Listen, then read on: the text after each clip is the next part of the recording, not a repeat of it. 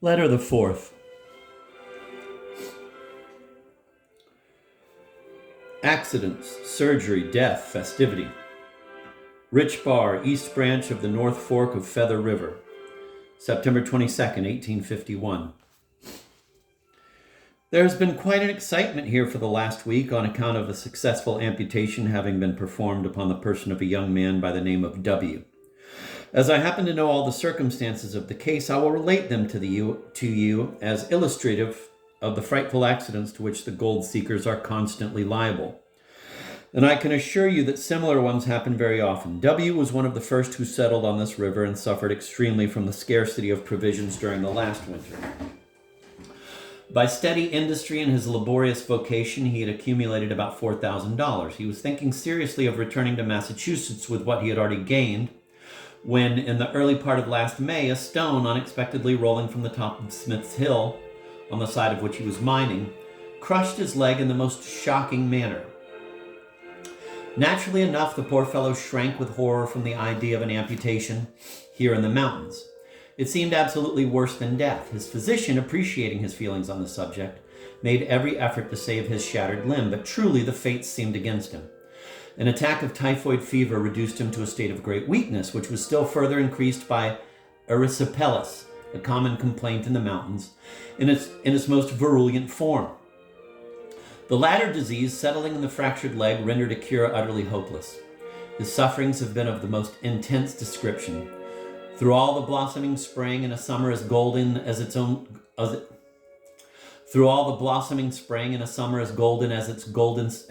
golden self of our beautiful California, he has languished away existence in a miserable cabin as only nurses men, some of them, it is true, kind and good, others neglectful and careless. A few weeks since, F was called in to see him. He decided immediately that nothing but an amputation would save him. A universal outcry against it was raised by nearly all the other physicians on the bar. They agreed en masse that he could live but a few weeks unless the leg, now a mere lump of disease, was taken off. At the same time, they declared that he would certainly expire under the knife and that it was cruel to subject him to any further suffering. You can perhaps imagine F's anxiety. It was a great responsibility for a young physician to take. Should the patient die during the operation, F's professional reputation would, of course, die with him. But he felt it his duty to waive all selfish considerations and give W that one chance, feeble as it seemed, for his life. Thank God, the result was most triumphant. For several days, existence hung upon a mere thread. He was not allowed to speak or move and was fed from a teaspoon, his only diet being milk, which we obtained from the Spanish rancho, sending twice a week for it. I should have mentioned that F decidedly refused to risk an operation in the small and miserable tent in which W had languished away nearly half a year, and he was removed to the Empire the day previous to the amputation. It is almost needless to tell you that the little fortune to accumulate which he suffered so much is now nearly exhausted. Poor fellow, the philosophy and cheerful resignation with which he has endured his terrible martyrdom is beautiful to behold.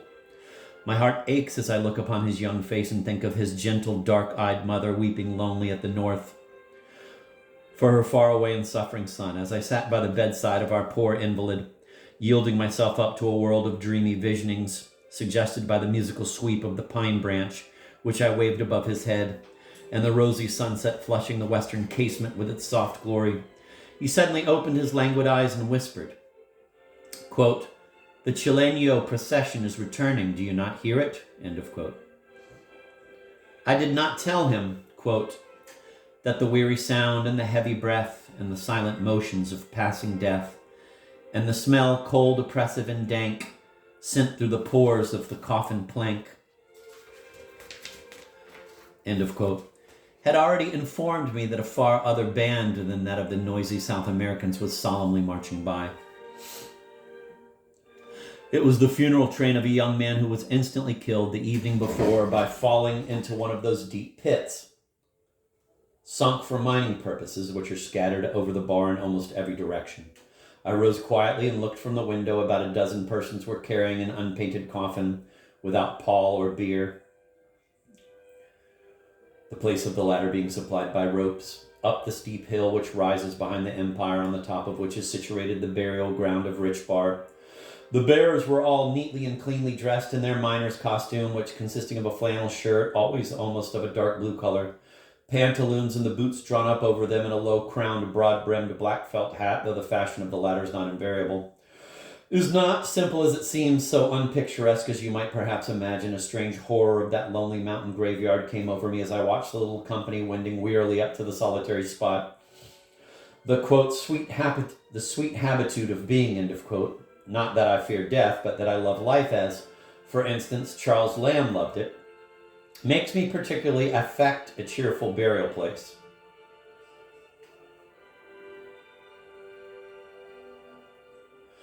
I know that it is dreadfully unsentimental, but I should like to make my last home in the heart of a crowded city, or better still, in one of those social homes of the dead, which the Turks, with a philosophy so beautiful and so poetical, make their most cheerful resort. Singularly enough, Christians seem to delight in rendering death particularly hideous, and graveyards decidedly disagreeable. I, on the contrary, would plant the latter with laurels and sprinkle it with lilies. I would wreathe, quote, sleep's pale brother, end of quote, so thickly with roses that even those rabid moralists who think that it makes us better to paint him as a dreadful fiend instead of a loving friend could see nothing but their blushing radiance. I would alter the whole paraphernalia of the coffin, the shroud, and the bier, particularly the first, which, as Dickens says, quote, looks like a high-shouldered ghost with its hands in its breeches pockets, end of quote.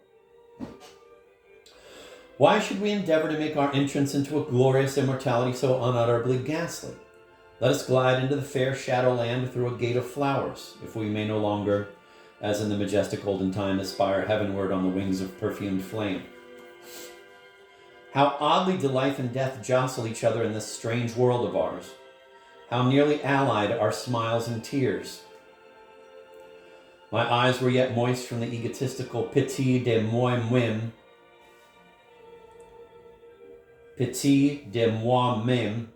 in which I had been indulging at the thought of sleeping forever amid these lonely hills, which in a few years must return to their primeval solitude, perchance never again to be awakened by the voice of humanity, when the Chilenio profession, every member of it most intensely drunk, really did appear.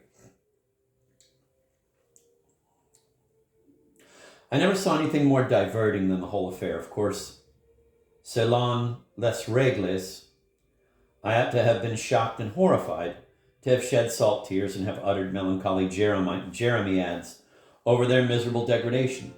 But the world is so full of platitudes, my dear, that I think you will easily forgive me for not boring you with a temperance lecture, and will good-naturedly let me have my laugh and not think me very wicked after all. You must know that today is the anniversary of the independence of Chile.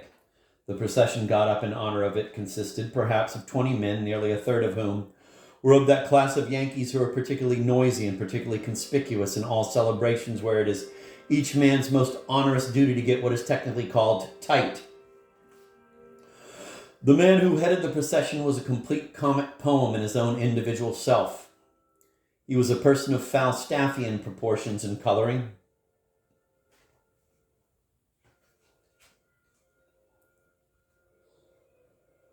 And if a brandy barrel ever does, quote, come alive, end of quote, and donning a red shirt and buckskin trousers betake itself to pedestrianism, it will look more like my hero than anything else than I can at present think of, with that affectionateness so peculiar to people when they arrive at the sentimental stage of intoxication. Although it was with the greatest difficulty that it could sustain his own corporosity. He was tenderly trying to direct the zigzag footsteps of his companion, a little withered-up, weird-looking Chileño. Alas for the wickedness of human nature, the latter whose drunkenness had taken a Byronic and misanthropical turn, rejected with the basest ingratitude these delicate attentions. Do not think that my incarnated brandy cask was the only one of the party who did unto others as he should they do unto him. For the entire band were officiously tendering to one another the same good Samaritan-like assistance. I was not astonished at the Virginia fence-like style of their marching when I heard a description of the feast of which they had partaken a few hours before. A friend of mine who stepped into the tent where they were dining said that the board, really board, was arranged with a bottle of claret at each plate, and after the cloth, metaphorically speaking, I mean, for table linen is a mere myth in the mines, was removed, a 20-gallon keg of brandy was placed in the center with quart dippers gracefully encircling it. that each one might help himself as he pleased. Can you wonder after that every man vied with his neighbor in illustrating Hogarth's line of beauty? It was impossible to tell which nation was the more gloriously drunk. But this I will say, even at the risk of being thought partial to my own beloved countrymen, that though the Chilenos reeled with a better grace, the Americans did it more naturally,